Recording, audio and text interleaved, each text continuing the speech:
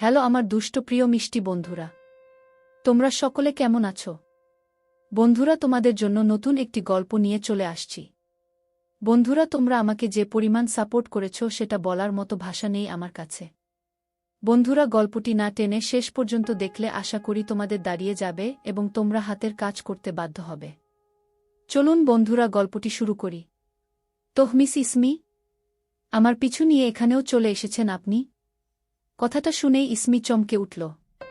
এতক্ষণ ওর চোখ রাস্তার ধারে একজনকে খুঁজছিল, কিন্তু কথাটা শুনে তা স্থির হয়ে গেল। হাতে হাত ডলতে ডলতে ইসমি পিছন দিকে ঘুরল, কারণ আওয়াজটা পিছন থেকে এসেছে। ইসমি পিছন ফিরতেই সেই ব্যক্তিটি আবার বলল, আপনি কি আমায় রেহাই দেবেন না? এরকম পিছু করার মানে কি? ইসমি আমতা আমতা করে বলল, তুমি কি করে বুঝলে আমি তোমার পিছু করছিলাম? আমি মোটেও তোমার পিছু করছিলাম না, বুঝলে? আচ্ছা তাই। দেন আমি যেই ইঙ্গোতে আঁকা শিখাচ্ছিলাম সেইখানে আপনি জানলায় দাঁড়িয়ে আমায় কেন দেখছিলেন? চোখ আছে তাই দেখছিলাম।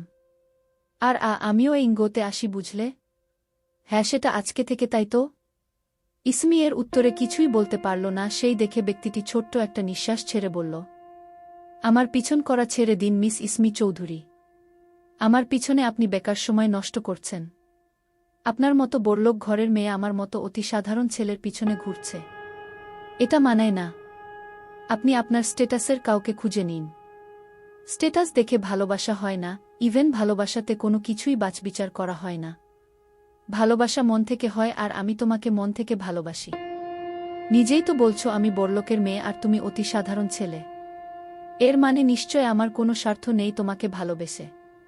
আমি তোমাকে নিঃস্বার্থভাবে ভালোবাসি। প্লিজ প্লিজ এই এক কথা আমাকে বলবেন না। আমি মেয়েদেরকে সম্মান করি, এটুকুই জাস্ট। এর চাইতে বেশি আর কিছু না।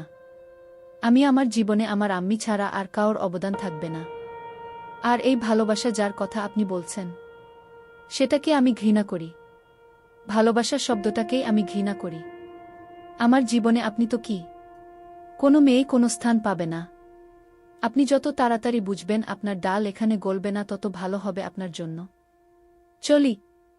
ইসমিকে কথাগুলো বলে সে পিছন ফিরে পকেটে হাত গুজে হাঁটা শুরু করলেই ইসমি চিৎকার করে বলে, মিস্টার অর্নিল খান, আপনার জীবনে শুধু আমার স্থানই আছে আপনার আম্মির পরে।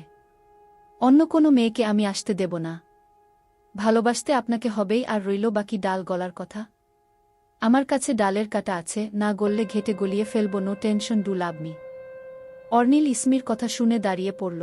ইসমির অজান্তেই অর্নিল হেসে ফেলল, তারপর আবার হাঁটতে গেলেই ওর হাতে টান পড়ে। বেশ ভালোই বুঝতে পারছে ওর হাত ইসমি টেনে ধরেছে। অর্নিল তাকাতেই ইসমি ওর দিকে তাকিয়ে ভ্রু কুঁচকে বলল, মিস্টার অর্নিল খান, খুব তো বললেন মেয়েদের রেসপেক্ট করেন, তাহলে আমায় একা ফেলে চলে আসছিলেন কেন? কারণ আমি আপনাকে চিনি না তাই। তুমি না চিনলে কি হবে? আমি তো তোমাকে চিনি, তাই না? তুমি আমাকে এখানে একা ছেড়ে গেলে আমার ক্ষতি হয়ে গে। এত কথা বলেন কেন আপনি?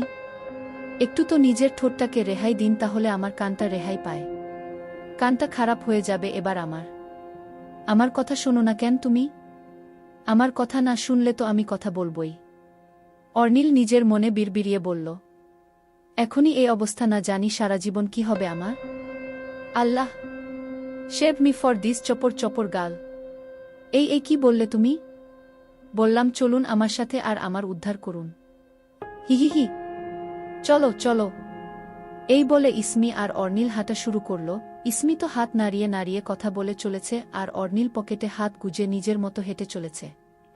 মাঝে মধ্যে ইসমির দিকে তাকিয়ে সামান্য হাসলেও সেটা ইসমি দেখতে পাচ্ছে না, কারণ ও নিজের কথা বলতে ব্যস্ত। অন্যদিকে, মীরা, আজ তুমি রান্না করবে। রান্নার লোক আজ আসেনি, আর আমারও শরীরটা ভালো নেই, তাই তুমি আজ রান্না করবে আমাদের জন্য।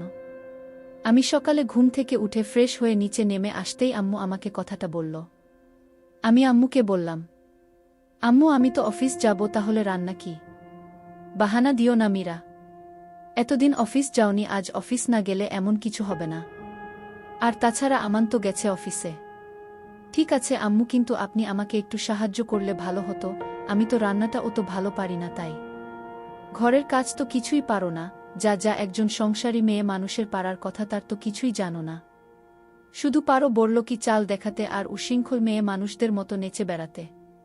এরপরেও যে কি করে আমার ছেলের বউ হওয়ার আশা করো ভেবে পাই না আমি।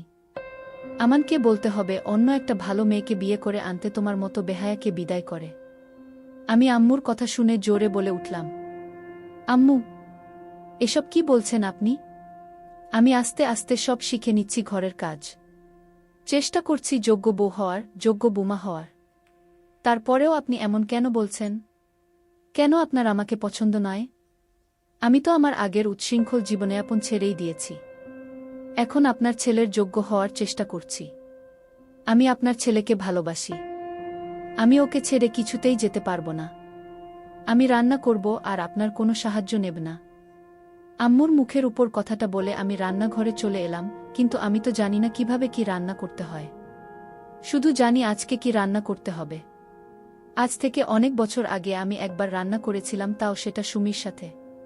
সুমি বেশিরভাগ রান্নাটা করেছিল, কিন্তু আমি শুধু দেখেছিলাম। 1 মিনিট, সুমিকে ফোন করলেই তো হয়। সুমি তো সব রান্নাই পারে, তাহলে আজকে রান্নার রেসিপিটা অন্তত জেনে নেব কিভাবে কি করতে হয়। তারপর ইউটিউব তো আছেই। যেই ভাবা সেই কাজ, আমি সঙ্গে সঙ্গে সুমিকে ফোন করলাম। সুমি। হ্যাঁ বল। কিছু হয়েছে? আমার একটু সাহায্য লাগবে তোর। কি সাহায্য বল? আমি সুমিকে সবটা খুলে বললাম। সুমির কথায় আমার মনে পড়ল আমরা এরকম রান্নাই করেছিলাম। আমি দেখেছি সুমিকে রান্না করতে। ও আমাকে বুঝিয়ে বলে দিল কি কি উপকরণ কি পরিমাণে লাগবে। আমি বুঝে ওকে বললাম, থ্যাংক ইউ রে, বাঁচালি আমায়। Mention not. আমি এখন ফ্রি আছি, মানে অফিস চলে এসেছি আর মিটিংও নেই। তাই তোর প্রবলেম হলেই আমাকে কল করিস, আমি বলে দেব। একদম ঠিক আছে, রাখলাম। সুমির কল কেটে লেগে পড়লাম কাজে। এক এক করে সুমির কথা মতো সব করে ফেললাম, অসুবিধে হল না। রান্না করতে গিয়ে মনে পড়ে গেল আগে কিভাবে সুমি আর আমি মিলে রান্না করেছিলাম। সব রান্না হওয়ার পর বাকি ছিল শুধু মাছ ভাজা করা। এই মাছ ভাজতেই আমার যত ভয়। তবুও ভয়ে ভয়ে শুরু করলাম। একটা মাছ আস্তে করে ছেড়ে দিলাম।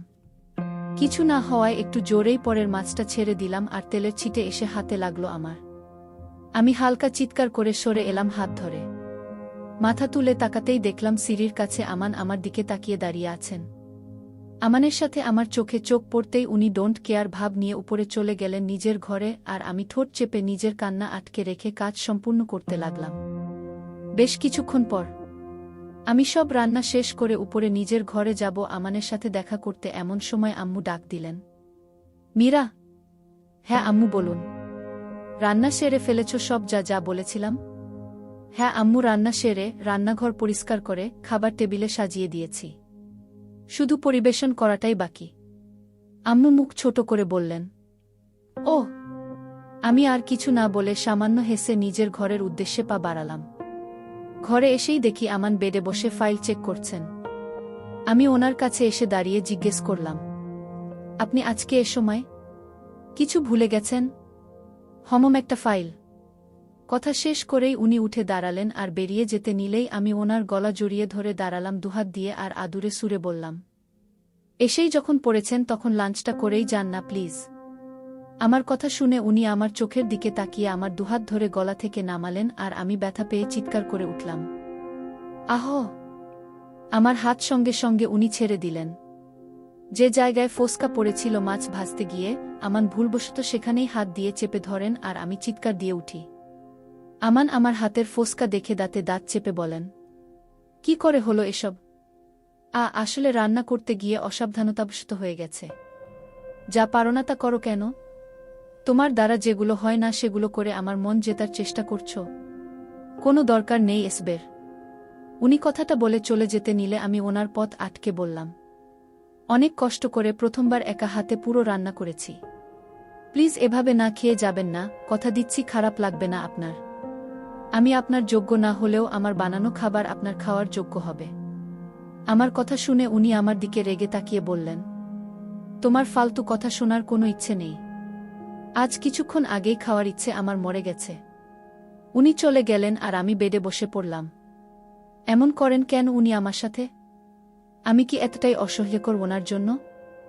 জোর করে যখন বিয়ে করেছিলাম তখন তো না বলেননি, তাহলে বিয়ের পর এত অবহেলা কেন?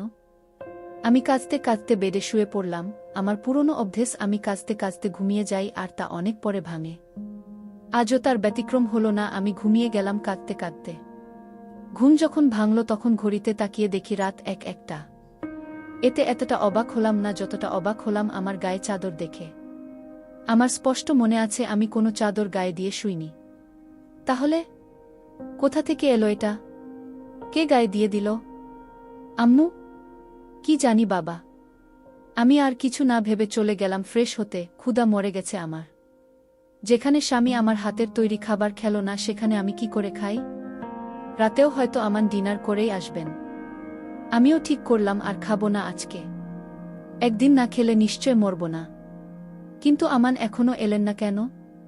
এত রাত তো করে না উনি। প্রায় 1-1:30টা বাজতে চলল।